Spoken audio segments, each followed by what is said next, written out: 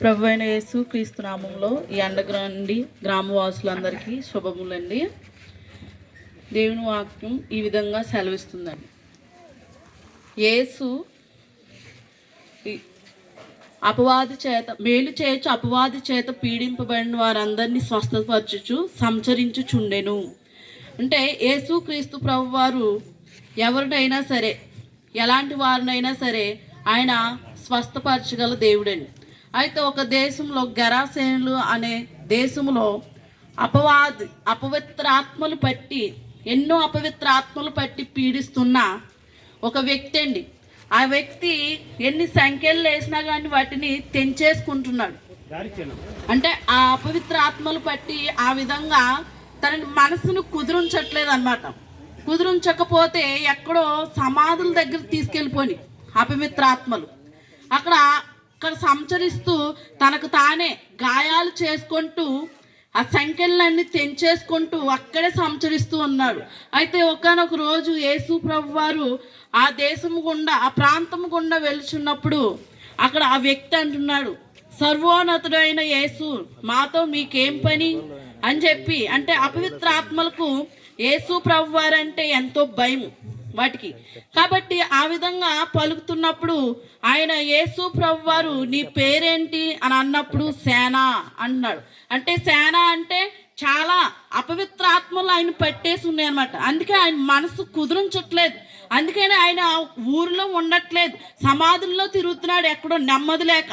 అటువంటి వ్యక్తిని యేసు క్రీస్తు ప్రభు వారు అప్పుడు చాలా అన్నప్పుడు ఆయన ఏం చేశాడంటే ఈ వ్యక్తిని ఇందులో నుంచి వదిలిపోమని చెప్పి అన్నప్పుడు ఆయన మమ్మల్ని ఇక్కడి నుంచి వెళ్ళగొట్టద్దు, అదిగో అక్కడ పందులు వేస్తున్నాయి అందులోకి వెళ్తాం మేము అన్నప్పుడు సుమారుగా 2000 పందులు అక్కడ మేస్తున్నాయండి.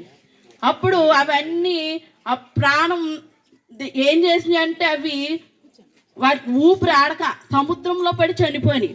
అంటే అన్ని అపవిత్ర ఆత్మలు ఆ మనిషిని పట్టి ఉన్నాయన్నమాట.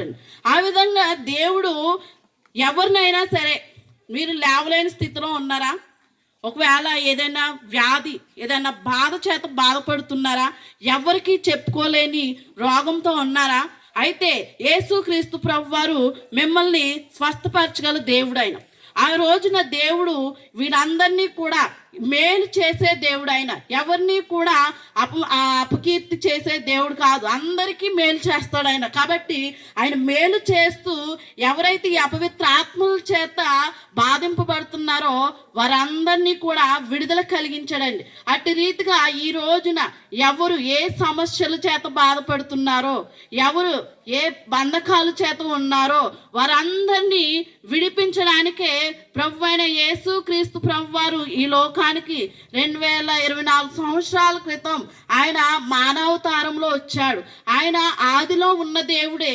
కానీ మనుషులు పాపము చేసి ఈ అపవిత్ర ఆత్మల చేత పీడింపబడుతూ యేసుని చేరుకోలేక, అంటే దేవునికి మనకు మధ్య బంధం లేక మన పాపములు అడ్డుగా ఉన్నప్పుడు ఆయన క్రీస్తేసుగా నరావతారిగా ఆయన ధనవంతుడై ఉండి దారిద్రతను అనుభవించాడు.